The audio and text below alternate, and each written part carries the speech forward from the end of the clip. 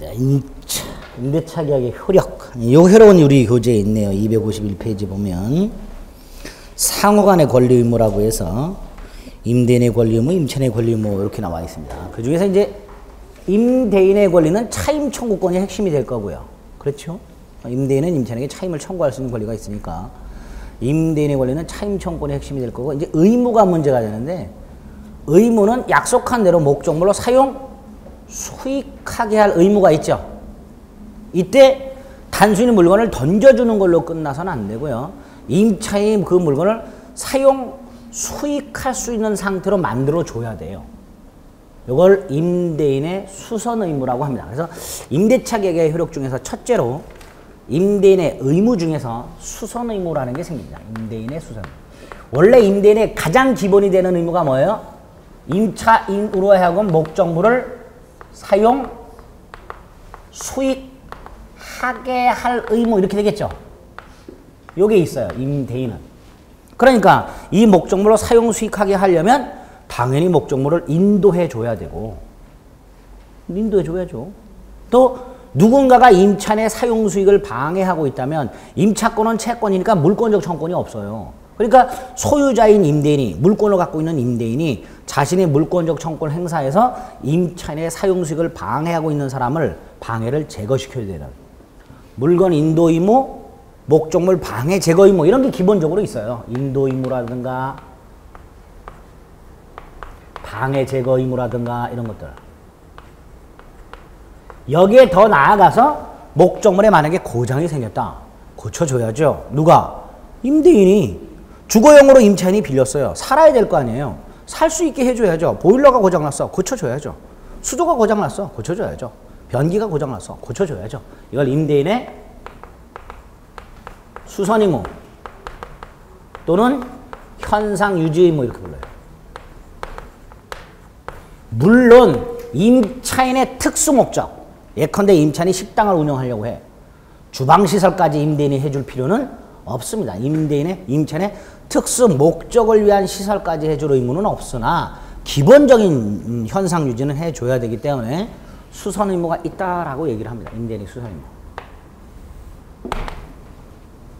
자, 첫째. 그럼 모든 걸 다 수선해줘야 되냐? 그렇지는 않죠. 예를 들어서 형광등 하나 나갔어요. 이것까지 임대인한테 전화 걸어가지고 형광등 바꿔달라고. 이건 좀 심하죠. 그래서 우리 판례는요, 임대인에게 수선 의무가 있으나 사소한 하자. 이 사소한 하자가 얼마까지인가요? 이런 건 저한테 묻지 마세요. 그건 저도 몰라요. 얼마가 들어가야 되나 이런 건 모르고요. 우리 판례가 사소한 하자라는 건 이렇게 얘기를 해요. 별다른 비용을 들이지 아니하고도 수선이 가능하고, 앤드 그 하자로 인해서 임차인이 사용 수익을 방해받느냐 봤더니 방해받지는 않아. 그 정도의 하자를 사소한 하자라고 해요. 쉽게 말하면 형광등 하나 나간 거 정도, 이 정도가 돼요. 이러한 사소한 하자의 경우에는 아예 뭐가 생기질 않아. 수선 의무가 생기지 않습니다.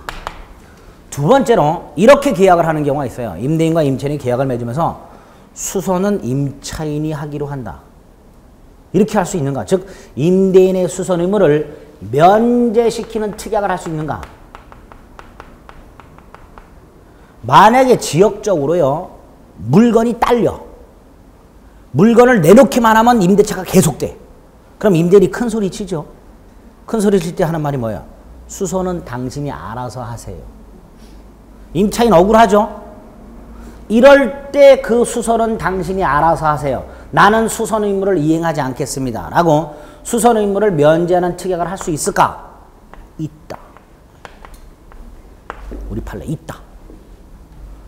세 번째로, 그럼 수선 의무를 면제를 시켰어. 고장나면 임차인이 고치기로 했어요. 보일러가 고장났어. 임차인이 고쳐야죠. 추워 뒤지겠는데? 임차인이 고쳐야 되는데 보일러 고치는 분을 불렀어. 그랬더니 이 보일러가 너무 낡아서 보일러를 교체를 해야 된대. 보일러 교체 갖고는 안 된대. 밑에 깔아놓은 배관이 터져서 방바닥 드러내고 배관까지 싹 깔아야 된대. 큰일 났죠, 임차인. 집 리모델링 해주게 생겼어요.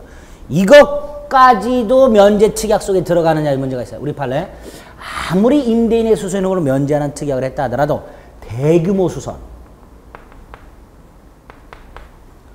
대표적인 게 기본적 설비의 교체.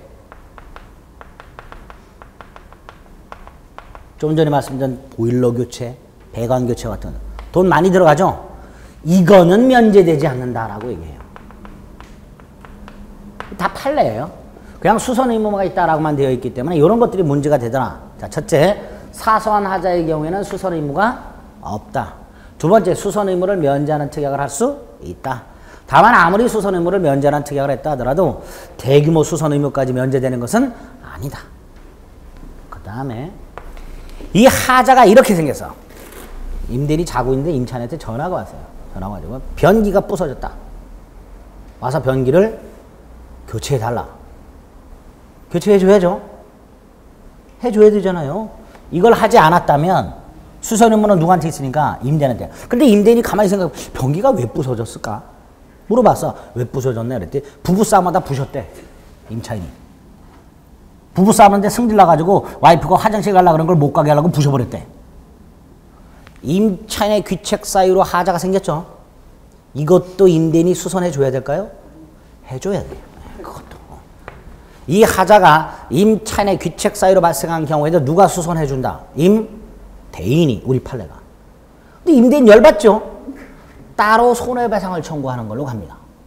수선 의무는 여전히 누가 부담하고 임대인이 부담하고 따로 임대인은 뭘 청구한다? 손해배상.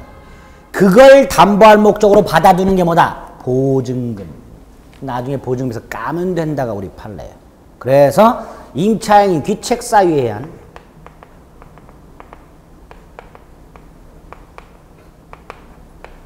하자가 생긴 경우에도 임대인 수선 의무가 있다 없다? 있다. 단 임대인은 별도로 뭘 청구할 수 있다? 손해배상.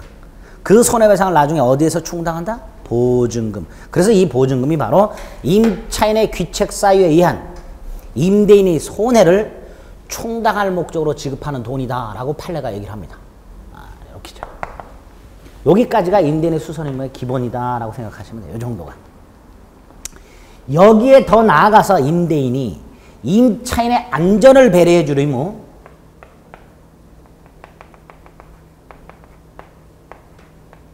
안전배려 의무라든가 도난 방지 의무, 방범창 같은 거 설치해 줄 이런 게 있을까요? 없을까요? 임대인에게 만약 주거용이라면 이런 안전배려 의무나 도난 방지 의무 같은 게 임대인에게 있을까요? 없을까요? 기본적으로 있어서는 안 됩니다. 만약에 임대인한테 이런 게 있다면요, 임대인은 임차인을 쫓아다녀야 돼. 혹시라도 집에서 미끄러지지 않을까? 에?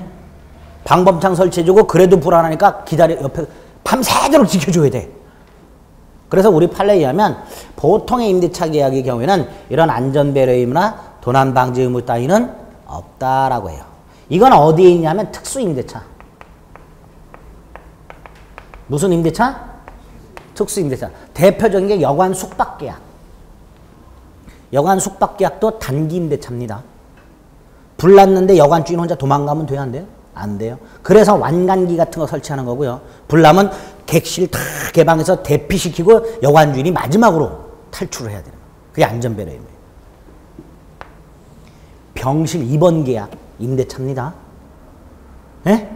병원에 입원하는 건 두 가지 계약이 결합되는 거예요. 병을 고쳐달라라는 도급 계약과 입원하는 동안에 그 병실을 쓸 수 있는 임대차, 결합된 거예요. 근데 그 병실에 입원하는 임대차 계약에서 환자들 사물함 있죠? 거기에 병원이 열쇠 달아줘야 될까요? 안 달아줘야 될까요? 그게 도난방지 의무예요? 있을까요? 없을까요? 있지요. 만약에 그걸 안 달아주면 수술하러 갈 때 다 갖고 들어가야 돼. 휴대폰이고 지갑이고 다 갖고 들어가야 돼. 수술하면서. 그래서는 안 되니까 도난방지 의무 같은 게 특수한 임대차에서는 생기게 됩니다. 보통의 임대차에서는 없지만 여관 숙박계약이나 병실 입원계약 같은 특수한 임대차의 경우에는 임대인의 안전배려 의무나 도난방지 의무가 있다라고 얘기를 해요. 보통의 임대차에서는 있다 없다? 없다. 자, 이런 것들을 임대차 계약의 효력 중에서 임대인의 의무로 여러분들이 기억을 좀 해주실 것들이 기본적인 틀입니다. 이런 것들이.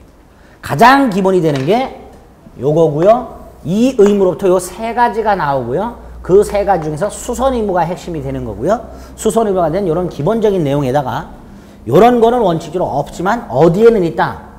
특수임대차에는 이런 의무가 있다. 이런 것들을 임대인의 의무에서 기억하시면 돼요. 어렵지 않죠? 어렵지 않아요. 이런 것들. 반면에 이제 임차인의 권리 의무가 있는데 임차인의 의무는 가장 기본적인 게 차임 지급 의무예요. 임차인의 의무가. 이때 아까도 말씀드렸듯이 임차인이 2기 이상의 차임을 연체하게 되면 몇 기? 2기 이상의 차임을 연체하게 되면 2기라는 것은 뭐 다달이 주기로 하면 2달이 될 수도 있는 거고요. 분기별로 주하면 2분기고요. 6개월마다 주기 하면 1년 되는 거고 1년에 한 번씩 주게 되면 2년이 되는 거예요. 어쨌든 이 2기 이상을 연체하게 되면 임대인은 계약을 해지할 수 있도록 하고 있습니다. 이때 2기는 당연히 연속 2기만을 말하는 게 아니고 통산 2기를 말합니다. 통산 2기. 어쨌든 저 임차인의 차임 지급 의무와 관련하여서 2기 이상 차임을 연체했을 때 임대인은 계약을 해지할 수 있다. 뭐 이거 외에 차임 증감 청구권이라든가 목적물이 임차인의 귀책 사유 없이 일부 멸실되었을 때 차임 감액 청구라든가 또는 임차인이 차임을 지급하지 않을 때를 대비해서 임대인이 법정 담보물권이라고 법정 저당권이나 법정 질권을 취득하는 경우 따위가 있게 됩니다. 또 임차인이 여럿 있을 때는 차임 지급 의무를 연대해서 부담하라. 뭐 이런 것들이 있어요. 그런 것들은 약간 부수적인 것들이고 가장 기본이 된 차임 지급 의무와 관련해서 그 의무를 2기 이상 연체하게 되면 임대인은 계약을 해지할 수 있다. 이것만 일단 할게요. 중요한 게 이거는 임차인의 권리.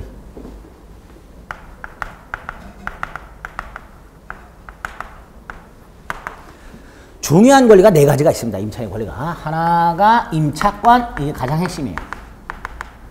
근데 이 임차권의 대충 기본적인 내용은 아까 다 말씀드렸습니다. 임차권은 임차인이 임대인에게 목적물로 사용수익을 요구할 수 있는 무슨 권? 채권. 원칙적으로 대항력이 없다. 다만 부동산 임차권의 경우에는 그걸 강화하기 위해서 대항력을 부여하는 경우가 있다. 그게 아까 민법상 621조와 622조가 있다고 그랬죠. 그 중에 621조는 등기청구권이고요. 중요한 게 622조입니다. 자, 이 임차권의 대항력과에서 622조를 좀 이해할 필요가 있는데요. 이 622조는 다른 임대차에는 적용 안 되고요. 건물 소유 목적 토지 임대차. 뭐 목적? 건물 소유 목적 토지 임대차. 아까 아웃백 같은 무슨 패밀리 레스토랑 같은 걸 내가 운영하고 싶어. 근데 땅이 필요해. 근데 땅 살 돈은 없어. 건물 딱 지어서 기본 세팅할 비용이 딱 있어. 그러면 일단 땅 소유자한테는 빌릴 거예요. 그렇죠? 갑소유 토지를 을이 빌렸어요. 토지 임대차죠? 토지를 빌려서 건물을 지었어요.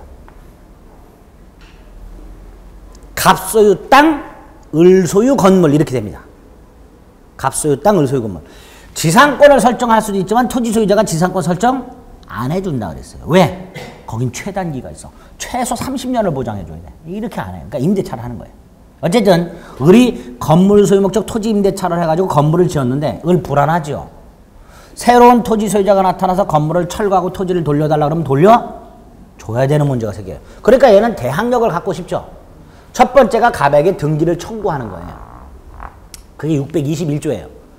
갑이 을에게 토지 임차권 등기를 청구했을 때 갑이 오케이 하고 등기를 해주면 참 좋은데 갑이 노 해버립니다. 그럼 얘는 등기할 길이 없고 등기할 길이 없으니까 대항력을 갖출 길이 없습니다. 이럴 때를 대비해서 622조가 마련이 되어 있어요. 건물 소유 목적 토지 임차인이 그 토지 임차권을 토지 등기부에 등기하지 않은 경우에도 건물을 지어서 건물 소유권 등기를 하게 되면 뭐 하게 되면? 건물 소유권 등기하게 되면 그때부터 제3자에게 임차권의 효력을 주장할 수 있다라고 해놨어요. 그게 622조 건물 소유 목적 토지 임대차에 있어서 토지 임차권의 대항력을 구비하는 방법입니다. 그러니까 얘가 토지 임대차를 해가지고 건물을 지었을 때 갑에게 떼쓸 필요가 없어요. 잽싸게 뭐 하면 돼? 건물을 소유권 보존 등기를 해버리면 돼요. 그러면 을은 건물 소유권 등기를 했지만 토지 임차권에 대해서 뭐가 생긴다? 대항력이 생긴다. 대항력이 생긴다.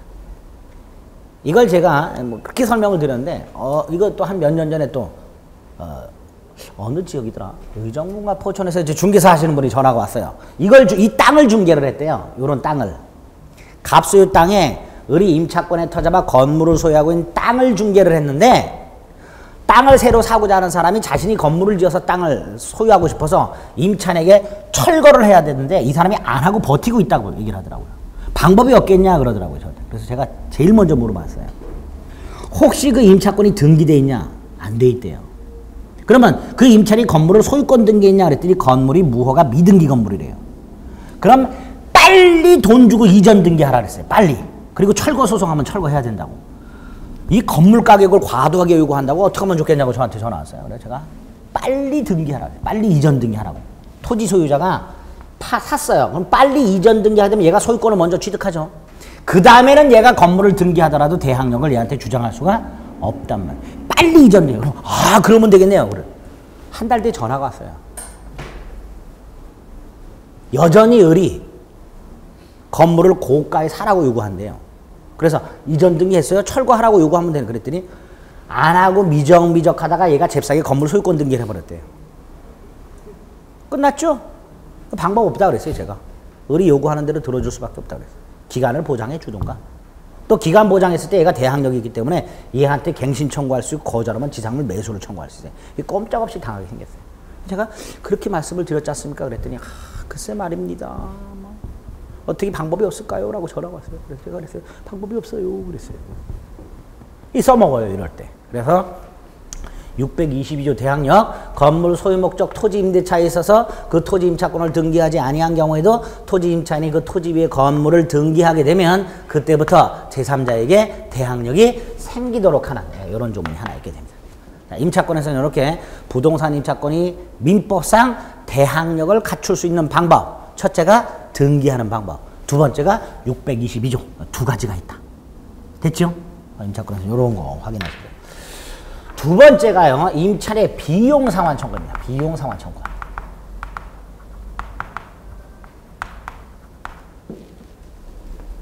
보일러가 고장 났어요. 임차인이 임대인에게 수선을 요구했겠죠. 자, 면제 특약이 없어요. 임대인에게 수선을 요구하기 위해서 전화를 딱 걸었더니 로밍으로 연결이 돼. 그래서 임대인한테 물어봤더니 6개월 된 건 해외여행 가 있대 지금. 6개월 뒤에나 들어온대. 그럼 6개월 뒤까지 보일러를 못 틀잖아요. 어쩔 수 없이 임차인이 불러서 수리를 해요. 임차인이 수리비를 지급했겠죠. 당연히 그걸 누구한테 청구할 수 있는 거예요? 임대인한테. 그래서 나오는 게 비용상환 청구권입니다. 단 아까 수선 의무를 면제하는 특약할 수 있다 그랬죠. 수선 의무를 면제한다는 건 누가 수선하는 거예요? 임차인이. 누구의 비용으로? 임차인 비용으로. 그럼 결국 임차인이 임대인에게 비용 상환을 청구할 수 있다라는 이 민법상 임대차 규정은 강행 규정이 아니라 의무 규정이 되는 거예요. 당사자 간의 특약을 통해서 이거 뭐 할 수 있다? 포기가 가능하다. 요거 다 답이 3번이나 나왔어요. 다음 중 이에 위반한 약정으로 유효한 것은 비용 상환 청구권. 3번이나 답으로 나왔습니다. 이 임차인의 비용 상환 청구는 뭐하고 연결되는 거예요? 임대인의 수선 의무와 연결되는 거기 때문에 그렇습니다. 근데 임대인의 수선 의무를 면제할 수 있다고 우리 판례가 하다 보니까 이것도 뭐가 가능하다? 포기가 가능한 의무 규정이다. 일단 요거 하나. 두 번째로 요 비용이 두 가지가 있어요. 하나가 필요비고 또 하나가 유익비. 필요비는 수선비 같은 거 생각하시면 돼요. 보일러 고친 거, 변기 고친 거 이런 것들. 물이 줄줄 새서 방수 공사한 거 이런 것들이 필요비입니다. 유익비. 2층짜리 건물을 제가 임차를 했는데 가운데다가 엘리베이터를 외곽에다가 엘리베이터를 딱 하나 멋있는 걸 설치했어. 2층까지 걸어올리기가 귀찮아서. 집값이 좀 올랐겠죠. 이게 유익비. 목적물의 가액을 증가시킨 비용이 유익비입니다. 그런데 이것도 청구할 수가 있어요. 왜? 어차피 목적물의 가액이 증가했다는 건 누구한테 이익이에요? 임대인한테 이익입니다. 그래서 임차인은 목적물에 지출한 필요비, 유익비 상환을 청구할 수 있습니다. 있는데 언제부터 청구할 수 있는 거예요? 언제부터? 필요비는 지출 후 즉시. 필요비는 지출 후 즉시 청구할 수 있어요. 반면에 유익비는 지출했을 때 청구하는 게 아니라 임대차가 일단 끝나야 돼요. 플러스 가액 증가가 남아 있어야 돼요. 100만 원을 지출해서 목적물 가격을 200만 원 올려놨는데 임대차 기간이 지나면서 감가가 돼가지고 마지막 임대차가 딱 됐는데 200만 원이 감가가 다 돼서 증가액이 없다. 그럼 유익비 상환 청구 못하는 거예요. 그래서 유익비는 임대차가 일단 끝나야 되고 끝났을 때 목적물 가액 증가가 남아있을 때 이때부터 청구할 수 있게 됩니다. 가끔 시험지문에 필요비 및 유익비를 지출 후 즉시 청구할 때 이따구로 나오는 경우가 있습니다. 그럼 틀린 거예요. 이렇게 청구할 수 있는 시기가 달라요. 그 다음에 언제까지냐. 언제까지. 이때부터 언제까지 청구할 수 있는가? 자, 언제까지가 이렇게 돼 있어요. 6월까지. 요때 언제부터 6월까지냐? 임대인이 목적물을 반환받은 날로부터 6월.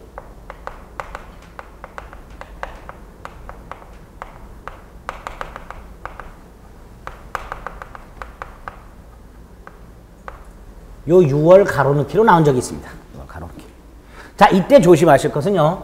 필요비와 유익비를 임대인이 목적물을 반환받은 날로부터 그때부터 6개월까지. 이게 시기고 이게 종기냐? 아니에요. 시기는 요때부터예요.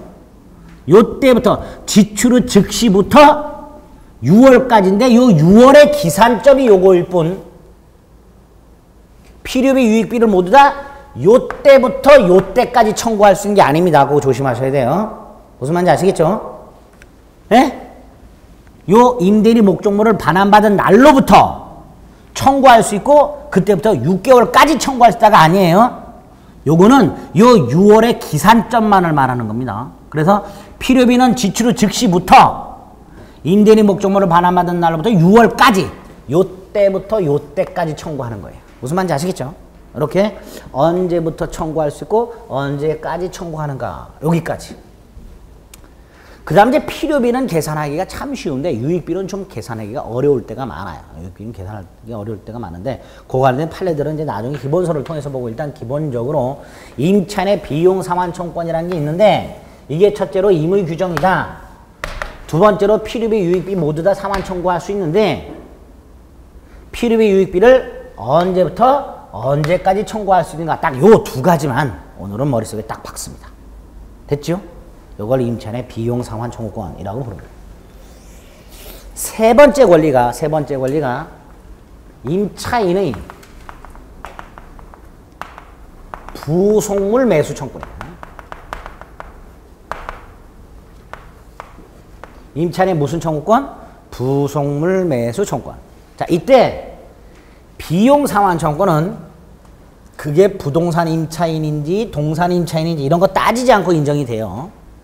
반면에요, 임차인의 부속물 매수 청구권은 모든 임차인에게 인정되는 게 아니라 건물, 기타 공작물 임차인에게만 인정이 돼요. 토지 임차인에게는 인정이 안 돼요. 두 번째, 임대인한테도 인정이 안 됩니다. 우리 부속물 매수 청구권을 어디서 봤냐면 전세권에서 봤어요. 전세권에도 부속물 매수 청구권이 있는데 그때 전세권에 있는 부속물 매수 청구권은 토지 전세권이든 건물 전세권이든 묻지 않았고요. 설정자도 부속물 매수 청구권이 있었고 전세권자도 부속물 매수 청구권이 있었어요. 근데 민법상 부속물 매수 청구권이 이렇게 전세권과 임대차 두 군데 있는데 임대차에 있는 부속물 매수 청구권은 모든 임대차가 아닌 무슨 임대차? 건물 기타 공작물 임대차에서만 두 번째로 임대인한테는 인정이 안 되고 누구한테만? 임차인한테만 인정이 돼요. 이렇게 건물 기타 공작물 임차인에게만 인정되는 부속물 매수 청구권이라는 게 임대차에 존재합니다. 이때 이 부속물의 개념을 좀 잡으실 필요가 있는데요. 부속물은요, 이 부속물이란 건 건물 기타 공작물의 일부가 아닌 독립한 물건이에요. 독립물. 대표적인 게 번호키. 또 건물 외벽에 붙여놓은 에어컨 실외기 거치대. 이런 것들 있죠. 또 학원에 지금 달려있는 저 TV 같은 것들. 이런 것들이 부속물이 되는 거예요. 자, 저 TV 떼어갈 수 있죠? 건물 일부예요? 아니에요. 현관에 달려있는 번호키 건물 일부예요? 아니에요. 이런 것들은 다 부속물이다. 칠판? 이거 건물 일부예요? 아니에요. 독립물이에요. 자, 독립물이고요. 두 번째로 임차인 소유. 자, 그럼 좀 전에 말씀드렸던 번호키하고 칠판 두 가지를 보겠습니다. 번호키하고 칠판 모두 다 독립물이죠. 그리고 임차인 소유예요. 그렇죠? 이 건물 이게 학원 소유 아닐 거 아니에요. 그렇죠? 학원이 임차했을 거 아닙니까? 그럼 결국 번호키하고 칠판은 건물 주인 소유가 아닌, 즉 임대인 소유가 아닌 임차인 소유예요. 여기에다가 이게 기본적으로 부속물의 개념인데 여기에다가 플러스 객관적 용도에 제공돼야 돼요. 원래 부속물의 개념은 이 두 가지를 포함해요. 여기에다가 부속물 매수 청구의 대상이 되는 부속물은 요거까지를 요건으로 갖춰야 돼요. 자, 객관적 용도라는 건 뭐예요? 다른 사람도 쓸 수 있는 거예요. 여기 만약에 학원이 나가고 다른 임차인이 들어왔을 때 그 사람도 쓸 수 있는 게 객관적 용도라는 개념이에요. 자, 번호키. 이 2층 건물을 꼭 학원을 하지 않더라도 쓸 수 있죠. 반면에 칠판은 어때요? 못 쓰죠. 여기에 다른 임차인이 들어왔는데 학원이 아니라 헬스클럽이 들어왔어. 헬스클럽 이거 필요 있어요? 없어요? 없죠. 번호키는 헬스클럽 쓸 수 있어요? 없어요? 있지. 이게 객관적 용도라는 거예요. 그럼 결국 여기에 해당되는 것은 여기에 포함되는 건 번호키, 칠판 다 여기에는 해당되지만 여기까지 오게 되면 번호키는 해당되지만 칠판은 해당되지 않게 되는 거예요. 그래서 요거는 임차인 특수 목적을 위한 시설물이라고 얘기를 해요. 뭐라고 한다고요? 임차인 특수 목적을 위한 시설물. 이건 아니죠. 이렇게 임차인 특수 목적을 위한 시설물은 부속물 매수 청구 대상이 아니다라고 해요. 여기서 끝나지 않습니다. 이런 부속물 중에서 번호키까지, 이 번호키 임대인 동의를 받아서 부속시킨 경우 번호키를 붙일 때 누구 동의를 받아서? 임대인 동의 받아서. 아니면 그 번호키를 아예 임대인으로부터 매수. 이런 임대인이 있어요. 원래부터 번호키가 있었어요. 임차인한테 이거 사라 그러는 사람들이 있어요. 알았다. 사면 돼요. 나중에 뭐라 그러면 돼? 도로 사라. 그러면 되는 거예요. 그래서 요런 요건의 부속물 중에서 두 가지만 임대인 동의받아서 부속시켰거나 임대인으로부터 매수한 경우에만 뭘 행사할 수 있다? 부속물 매수를 청구할 수 있다. 이때 이 부속물 매수권은 요 비용 상환 청구권과는 달리 강행 규정입니다. 따라서 임차인이 부속물 매수 청구권을 포기하기로 약정을 했다. 원칙적으로 무효. 이렇게 무효. 비용 상환 청구권은 포기할 수 있다 그랬죠. 그러나 이건 강행 규정이에요. 강행 규정. 무슨 규정? 강행 규정. 따라서 특별한 사정이 없는 한 부속물 매수 청구권을 포기하기로 하는 특약은 무효가 된다. 다만 그 특약이 다 무효가 되는 게 아니라 임차인에게 불리할 때, 만약에 임차인에게 불리하지 않으면 유효가 돼. 그러니까 강행 규정 중에서 누구누구한테 불리할 때만 무효가 된다라고 하는 것을 편면적 강행 규정이라고 불러요. 예를 들어서 이런 경우가 있었어요. 임대차 계약을 하면서, 여기 보세요. 임대차 계약을 하면서 임대인이 주변 시세보다 보증금과 차임을 저렴하게 해줍니다. 해주면서 부속물은 뜯어가기로 했어요. 그럴 수 있죠. 만약에 임대차 계약을 하면서 보증과 차임을 시세보다 저렴하게 해주는 대신에 부속물을 뜯어가기로 했다. 자, 부속물을 뜯어가기로 한 건 이걸 포기하기로 한 거죠. 원래 무효여야 되는데 보증금과 차임은 저렴하게 해주려 했어요. 그럼 이건 딱히 임차인에게 불리한 건 아니죠. 그럴 때는 유효가 돼요. 그런 강행규정을 뭐라고 한다? 편면적 강행규정. 그래서 부속물 매수권이 바로 그런 편면적 강행규정에 해당이 됩니다. 다만 원칙적으로 부속물 매수권을 포기하기로 한 약정은 뭐가 된다? 무효가 된다. 무효가 된다. 이렇게 기억을 하시면 돼요. 단 임차인에게 불리할 때에만. 이게 세 번째 권리입니다. 네 번째.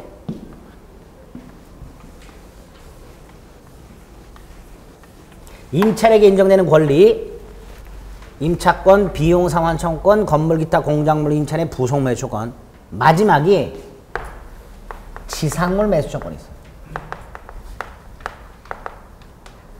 근데 이 지상물 매수청권도 모든 임대차에 인정되는 게 아니고요. 토지 임대차의 임차인에게만. 무슨 임대차? 토지 임대차의 누구에게만? 임차인에게만 인정이 돼요. 건물 기타 공작물 임대차 안 돼. 동산 임대차 안 돼. 당연히 안 돼. 임대인 안 돼. 건물 기타 공작물 안 되고 동산 안 되고 토지 임대차에서 임차인한테만 인정을 해줍니다. 두 번째로 그 토지 임대차도 모든 토지 임대차가 아니라 건물 소유 목적 토지 임대차, 식목, 체험, 목축 목적 토지 임대차. 여기까지 오면 앞에서 봤던 게 기억이 스물스물 나야 되지요. 뭐? 갱신의 간접적 강제수단. 이런 목적의 토지 임대차에서 기간이 만료가 됐어요. 그런데 임차인 소유의 지상물이 남아있어.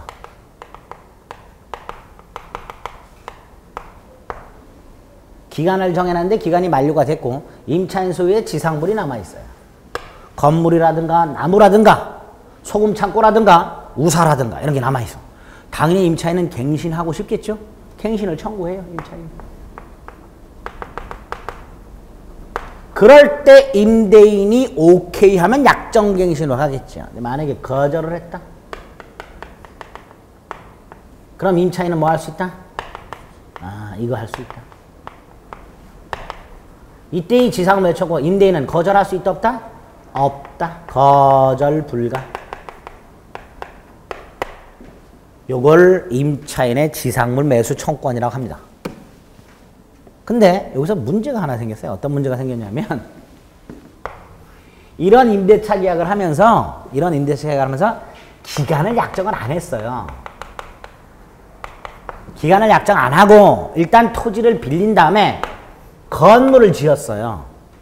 근데 아까 기간의 약정이 없는 임대차의 경우에는 각 당사자가 언제든지 해지를 통고할 수 있다고 그랬죠. 자, 이 경우 임차인이 해지를 통고할 리는 없죠. 누가 해지 통고를 해버렸어요? 임대인이.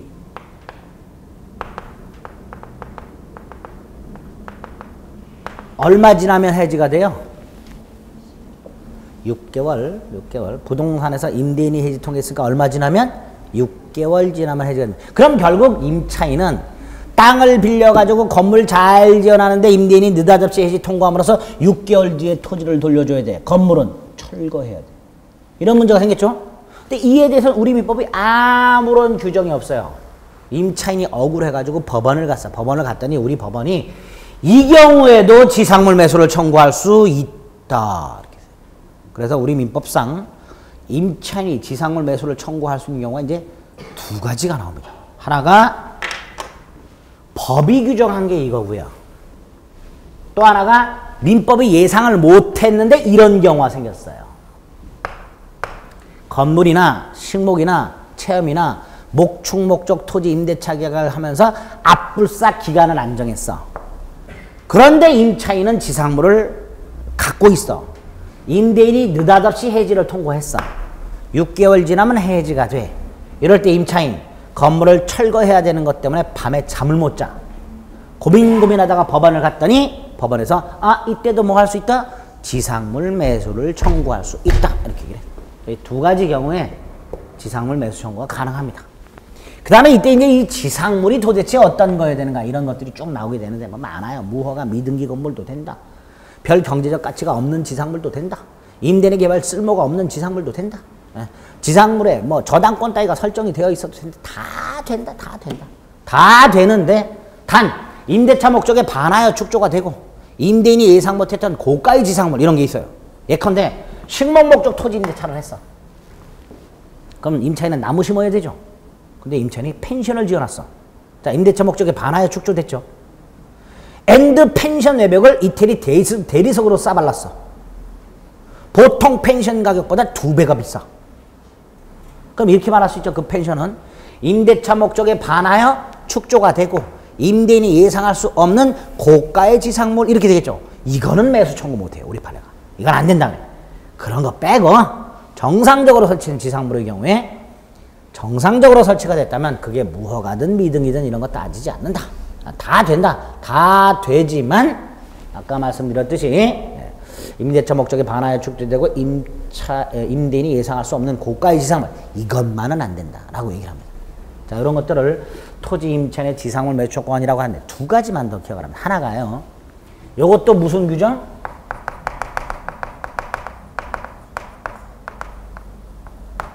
따라서 임대차가 만료가 되었을 때 임차는 지상물을 철거하기로 하는 특약, 특별한 사정이 없는 한 무효.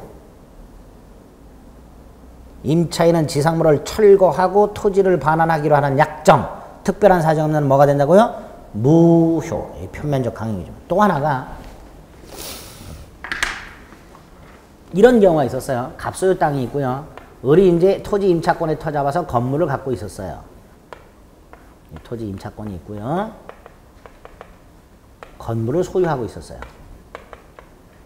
기간이 끝났어요. 임차인 소유 건물이 남아있어요. 갱신을 청구했더니 임대인이 노했어요. 그럼 임차인은 뭐 하면 돼요? 지상물 매수를 청구하면 돼요. 그런데 몰라요. 임차인들은 이런 게 있는지. 예? 여러분들도 오늘 알았어요. 그렇잖아요. 만약에 여러분들이 실제 이런 상황이라면 임대인에게 갱신을 청구했을 때 거절하게 되면 잠을 못 자요. 기간은 바작바작 다가올 거 아니에요. 그럼 이 건물 철거해야 되는데 아깝다. 어떡하면 좋지? 방법이 없어요. 그럴 때 누굴 찾아가면 돼요? 이정환이를 찾아오면 돼요. 근데 혼자 끙끙거려. 그러다가 기간이 끝났어. 당연히 갑은 땅을 돌려달라 그러겠죠.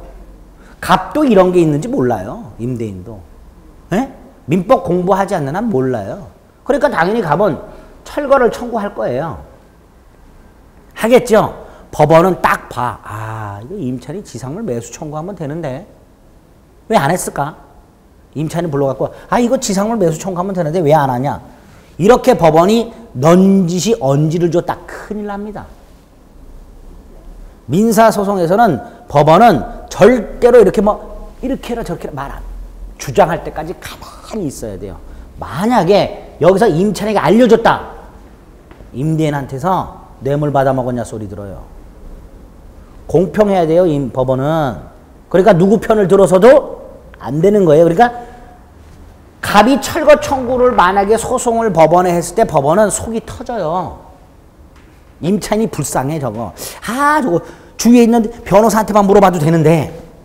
그렇죠? 근데 을이 끝끝내 안 물어보고 소송이 끝났어. 그럼 당연히 법원은 무슨 판결할까요?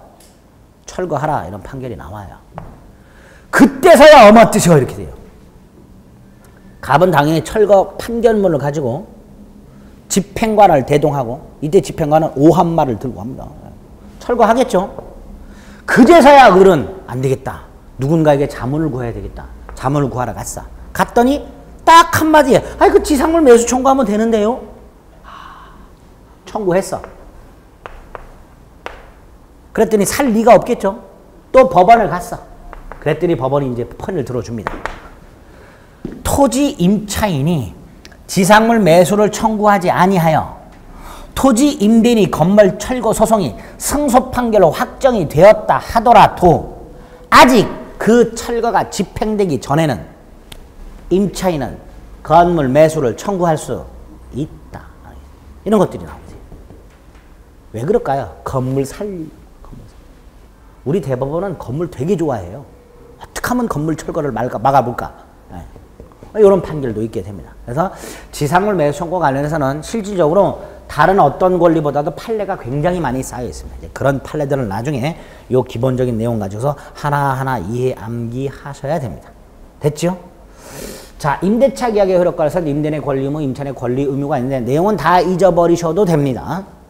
임대인의 권리 의무 중에서는 의무, 그 중에서 수선 의무가 중요하고 임차인의 권리 의무 중에서는 권리 4가지, 임차권, 비용 상환 청구권, 건물 기타 공작물 임차인의 부속물의 조건, 식목 체험 목축 건물 소유 목적 토지 임차인의 지상물 매수 네 가지가 있더라. 이렇게만 머릿속에 딱 틀을 잡아 주시면 되겠습니다. 됐지요? 자, 여기 임대차의 효력입니다. 자, 이제 5번째 임차권 양도 목적물 전대. 아이고, 임대차 양 많아요. 아주 징글징글합니다. 근데 이거 안 해놓으면요, 주택 임대차, 상가 건물 임대차 가면 무지하게 헷갈립니다. 오늘 철저하게 딱 틀을 잡아 주셔야 돼. 임차권 양도 목적물 전대. 보겠습니다. 각각 임대차를 했어요. 얘가 임차권을 갖고 있어요. 그런데 중간에 기간에 나가야 될 일이 생겼어. 뭐 예컨대 장사가 안 돼. 또는 다른 곳으로 이사를 가게 생겼어. 그럼 나가야 되죠. 그럼 임대인한테 말하죠. 죄송하지만 기간 전에 나가야 되겠습니다. 좋은 임대인 뭐라 그래요? 부동산에 내놓고요. 새로운 사람 들어오면 그때 나가세요. 이렇게 얘기하겠죠. 내놨어요. 새로운 사람이 나타났어요. 이 사람 누구하고 계약을 맺죠? 새로운 사람? 예? 누구하고 계약을 맺어요? 아니 뭘 고민하세요. 이런 거 많잖아요. 여러분이 의리예요. 근데 기간 전에 나가야 될 것 같아. 갚한테 말했더니 부동산에 내놓으래. 부동산에서 연락이 왔어. 새로운 임차인이 오겠다고. 그럼 부동산에서 임대차 계약을 하는 사람이 을병이에요? 갑병이에요? 갑병이 계약을 맺겠죠. 이게 임차권 양도일까요? 목적물 전대일까요? 아무것도 아니에요. 이건 새로운 임대차 계약이에요. 네. 이건 새로운 임대차 계약이에요. 착각하시면 안 됩니다. 제가 미리 말씀을 드리는 거예요. 이건 임차권 양도도 목적물 전대도 아니에요. 왜? 계약 당사자가 누구와 누구예요? 갑, 병. 이건 그냥 새로운 임대차 계약이에요. 갑을사의 임대차 관계가 종료가 되고 기간 만료 전에 해지가 되고 합의 해지가 된 거예요. 을이 나갈게요. 그러세요. 합의 해지가 된 거고 갑병사의 새로운 임대차 계약이 맺어진 거예요. 그럼 임차권 양도와 목적물 전대는 도대체 뭐냐? 갑은 개입하지 않고요. 둘이 계약을 하는 거예요. 둘이. 특히 상가 같은 거 이렇게 많이 하죠. 네. 상가 같은 경우 임차권 양도 장사하는 사람들도 있어요. 비어있는 상가 들어가고 싹 시설해 놓은 다음에 한 3개월에서 6개월 정도 장사 조금 잘 되면 권리금 받고 넘기고 많이 하죠. 그게 임차권 양도 목적물 전대예요. 이때 임차권 양도는 말 그대로 을이 갖고 있는 임차권을 파는 거예요. 그러면 누가 임차인이 돼요? 얘가 임차인이 돼요. 얘는 계약관계에서 떨어져 나가는 거예요. 이게 임차권 양도예요. 반면에 목적물 전대는요, 얘는 그대로 임차인이고요. 임차인이고, 얘가 그 목적물을 다시 재임대하는 게 뭐예요? 이게 전대예요. 임차권 양도와 목적물 전대의 차이가 뭘까요? 을이 임대차 관계에서 탈퇴하느냐, 을이 계속해서 임차인으로서 남아있느냐의 차이예요. 특히 목적물 전대는 일부 전대를 많이 해요. 큰 거 하나 빌린 다음에 귀탱이 빌려주는 거 이렇게. 임차인이 다시 빌려주는 거.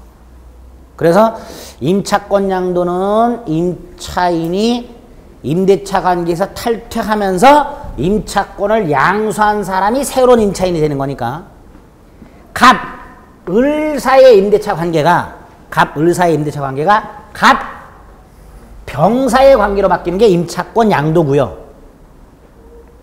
다만 계약 당사자는 갑병이 아니라 누구예요? 을병. 목적물 전대는 갑, 을 사이의 임대차 관계는 그대로 있고 을, 병의 전대차 관계가 새로 하나 생기는 게 목적물 전대입니다. 그런데 임차권을 양도하든 목적물을 전대를 하든 갑의 입장에서는 자기 의사와는 무관하게 엉뚱한 사람이 물건을 사용 수익하고 있는 거죠. 이거 좋아하는 임대인이 있을까요? 없겠지요. 예를 들어서 갑이 을한테 주택을 빌려줬어요. 빌려줄 때 뭐라고 했냐? 혹시 아이들 있습니까? 을이 없대. 그러면 근데 얼마 있다 봤더니 병이 살고 있고 병이 아이들이 4명이 있으며 온 벽에다가 크레용칠을 해놨어. 환장하죠. 을한테 보러 와서 그랬더니 을이 전대를 했대. 양도를 했대. 가 환장하겠죠.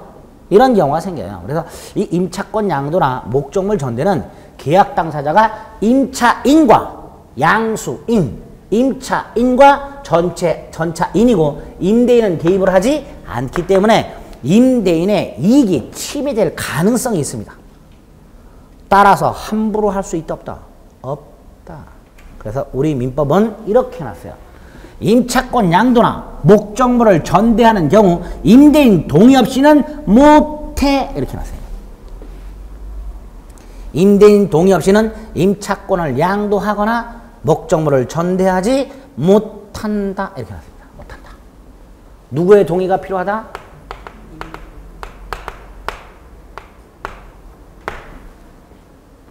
그런데 못한다. 근데 만약에 의리했다.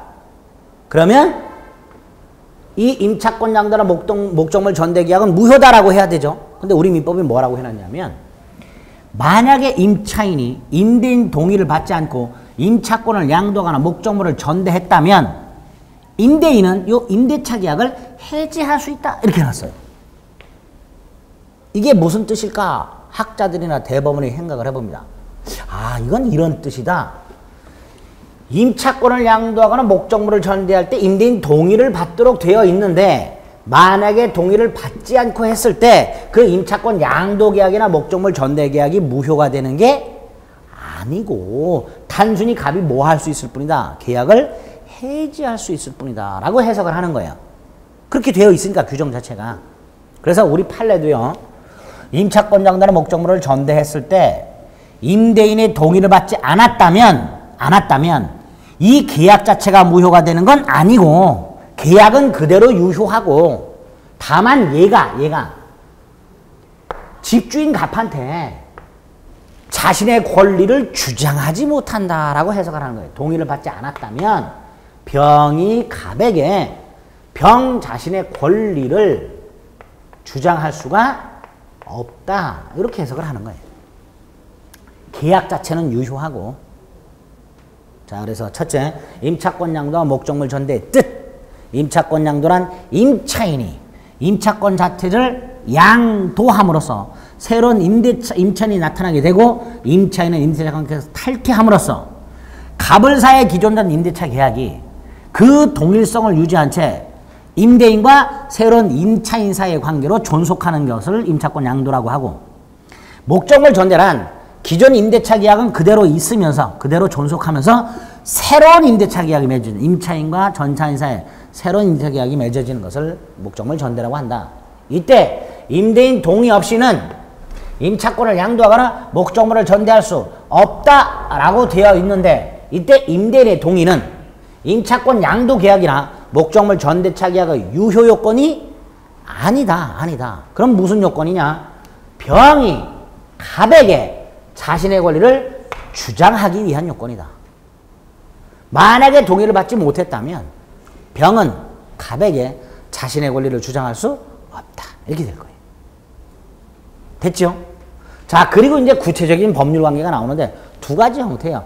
동의를 받지 않고 양도 전대한 경우, 동의를 받고 양도 전대한 경우. 자, 동의를 받지 않고 양도 전대한 것을 무단양도, 무단전대라고 합니다.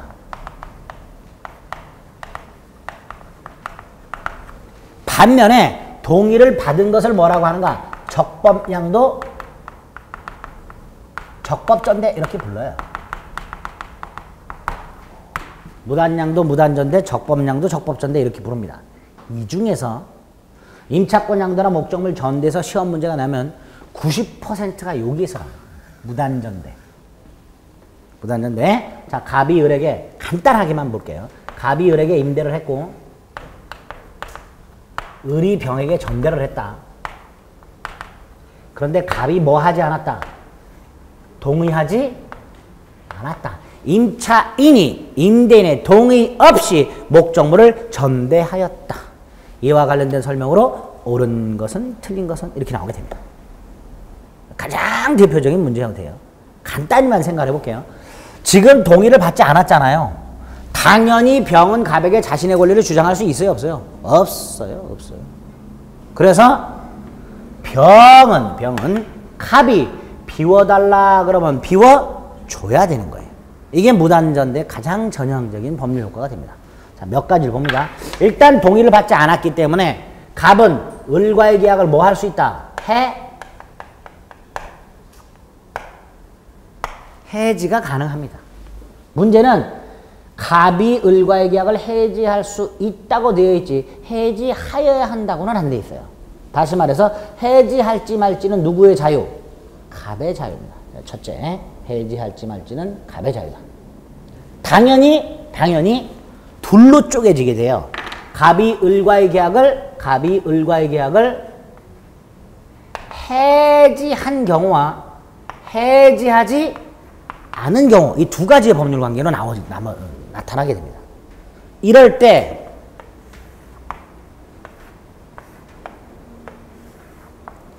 갑이 병에게 지금 병은 갑에게 동의를 안 했기 때문에 자신의 권리를 주장 못하죠. 그렇죠? 그러니까 갑은 병에게 뭐라고 요구할 수 있어요? 비워달라. 그렇죠? 그 다음에 네가 나의 입장에서, 갑의 입장에서는 네가 내 입장에서 봤을 때는 불법점이었다. 따라서 손해를 배상하라. 갑이 병에게 행사할 수 있는 게 두 가지예요. 물건 반환, 비워달라, 청구하고 손해배상. 얘가 물건을 썼을 거 아닙니까? 그렇죠? 그러니까 쓴 만큼 차임 상당에게 손해를 배상해라. 이렇게 요구할 수 있는 게 갑이 을에게 하는 거예요. 무단전대니까. 그렇죠? 생각을 해보면 갑은 병의 입장에서는 갑의 동의가 없었기 때문에 불법점의 상태다. 병은 갑에게 권리를 주장할 수가 없다. 그래서 갑은 병에게 대표적으로 두 가지 권리를 행사할 수 있다. 물건 돌려달라고 요구하는 권리하고 병에게 사용한 만큼 손해를 배상해라 라고 요구하는 거하고 이 두 가지. 근데 이 두 가지가 좀 전에 보셨듯이 갑이 을과의 계약을 해지했는가 해지하지 않았는가에 따라 달라져요. 만약에 갑이 을과의 계약을 해지한 상태라면 갑은 병에게 직접 자신에게 반환하라 이렇게.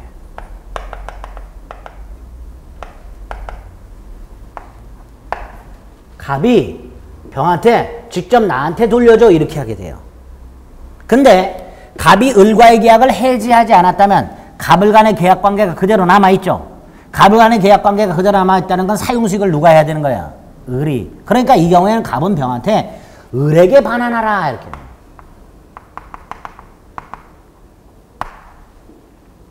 다른 거예요. 갑이 병한테 반환을 요구할 때 직접 나한테 돌려달라고 요구할 수 있는 경우가 있고 그게 아니고 을에게 돌려주라 하고 요구할 수 있는 경우가 있는데 그게 어떻게 달라진다? 갑이 을과의 계약을 해지했는가 안 했는가에 따라 달라지는 거예요. 두 번째로 요거. 만약에 갑이 을과의 계약을 해지하지 않았다면 갑은 여전히 을에게 뭘 청구할 수 있어요? 차임. 청구할 수 있죠? 만약에 갑이 을에게 차임을 청구해서 차임을 받았다면 갑에게는 손해가 있어요? 없어요? 없지 않는 거예요. 근데 갑이 을과의 계약을 해지를 했다면 갑은 더 이상 을에게 차임을 청구할 수 없으니까 그만큼 누구한테 청구하게 되는 거예요? 병에게. 이렇게 달라지게 돼요. 자, 오늘 임차권 양도와 목적물 전대 시험 문제 자주 나오는데요. 거의 매년 나옵니다. 이것도. 일단 임차권 양도와 목적물 전대의 개념을 잡자. 두 번째, 임대인의 뭐를 요한다? 동의를 요한다. 그러나 이 임대인의 동의 자체는 계약의 유효 요건은 아니고, 즉 동의가 없다 하더라도 계약 자체는 어떻다? 유효하고 계약 자체. 다만 병이, 즉 임차권 양수인이나 전차인이 임대인에게 자신의 권리를 주장할 수 없을 뿐이다. 일단 이렇게 한 세트 기억하시고, 두 번째로 임차권 양도와 목적물 전대의 법률 관계가 이런 형태가 나올 수가 있다. 동의받은 적법전대, 적법양도, 동의 없는 무단양도, 무단전대. 그 중에서 무단전대의 문제가 가장 많이 나오게 되고 그 가장 기본적인 형태가 이거다. 갑이 을에게 임대차를 했는데 임차인이 임대인 동의 없이 전대한 경우, 크게 두 가지 효과. 전 차인은 임대인에게 자신의 권리를 주장할 수 없다 하고, 두 번째, 임대인은 임차인 간의 계약을 해지할 수 있다 하고, 이 두 가지를 결합시키면 이런 법률 관계가 나오게 된다. 갑은 병에게 물건 돌려달라고 청구할 수 있고, 무단 사용에 대한 손해배상, 차임 상당에게 손해배상을 청구할 수 있는데, 이 두 가지가 갑이 을과의 계약을 해지했는가 안 했는가에 따라 이렇게 달라지게 된다. 이게 가장 기본적인 형태가 됩니다. 이런 것들을 시험 지문으로 나오게 됩니다. 됐죠? 자, 임차권 양도와 목적물 전대 여기까지 하나 남았어요. 보증금만 하고 끝나면 돼요. 저기 해지 같은 건 나중에 조문 보면 되니까요. 제가 너 끝나면 무조건 끝낸다 그랬는데 그렇죠? 결국은 10시 반까지 또 다 왔어요. 이렇게 예상할 거, 이렇게 될 걸 다 예상하고 말씀을 드린 거예요. 보증금 남았습니다. 권리금은 몰라도 되고요. 자, 이 보증금은 첫째, 우리 민법상 규정이 있을까요? 없을까요? 없습니다. 민법에는 보증금이란 말 자체가 아예 없어요. 보증금이란 게 없어요. 민법에는.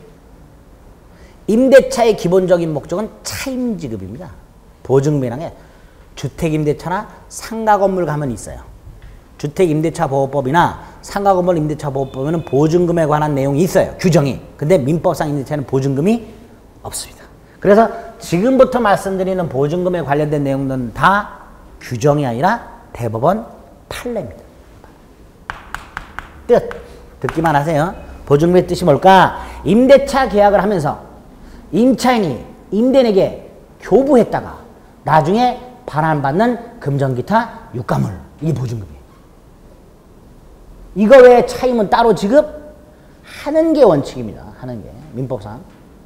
이게 보증금이에요. 두 번째, 이걸 왜 줄까? 보증금의 기능. 왜 준다 그랬어요, 아까? 차임연체와 같은 손해배상 충당. 손해배상. 잘 생각해 보세요. 임대인은 자기 물건 빌려주는 거예요. 그러면서 사용료를 받기로 하죠. 근데 임대인은 불안해요. 제때 줄지. 그렇죠? 또 임차인이 목적물을 사용하다가 임차인 귀책 사유로 멸실이나 훼손시켰어. 당연히 임대인은 손해배상을 받아야 되는데 임차인이 야반에 도주라도 하게 되면 차임은 차임대로 연체해놓고 연락이 안 돼서 가봤더니 온갖 그 임대차 목적물에 있던 변기 다 깨졌어. 보일러 다 고장났어. 장판 다 뜯어놨고 벽지 다 뜯어놨어.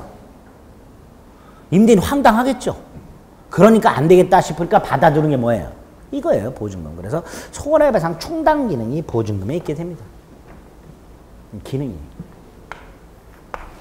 자, 이때 문제가 되는 게 이 손해배상을 충당하는 때가 언제냐? 때. 언제 충당하느냐? 언제? 제일 중요한 게 보증금을 가지고 손해배상에 충당하는 때가 언제냐?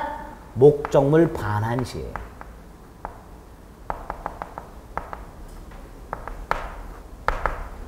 우리 판례가 이렇게 말을 합니다.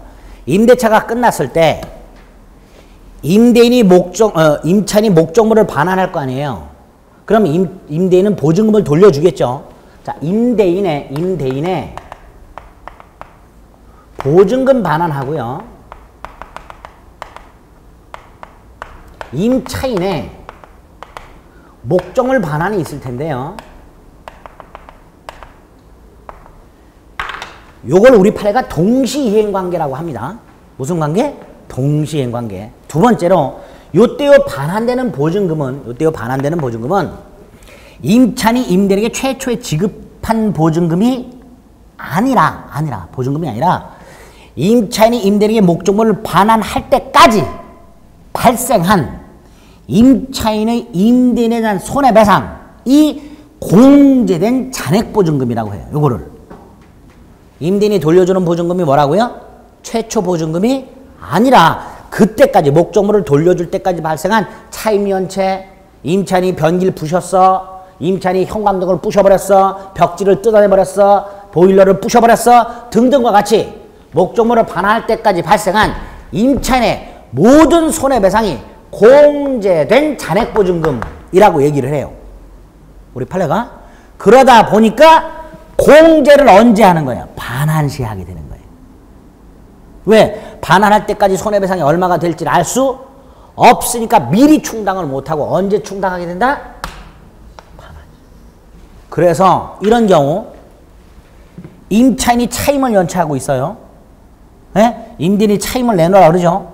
어느 시점 가면 임차인은 뭐라 그래요? 보증금에서 까라 그러죠. 안 됩니다. 우리 판례. 절대로 안 된다 그래요. 임차인은 보증금이 지급되어 있음을 이유로 자신의 차임 지급을 거절할 수 없다. 왜? 임차인이 보증금에서 까라고 요구하려면 뭘 해야 돼? 목적물을 돌려줘야 되는 거예요. 돌려줄 때 까니까. 무슨 말인지 아시겠죠? 보증금에서 가장 중요한 게 이겁니다.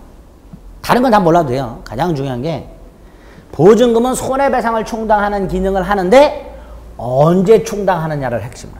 언제 충당한다? 목적물 반환 시. 따라서 임차인은 보증금이 지급되어 있음을 이유로 차임 지급을 거절하지 못한다. 이렇게 얘기를 해요. 단 임대인. 우리나라 대법관님들은 대부분 임대인입니다. 임차인이 아니고.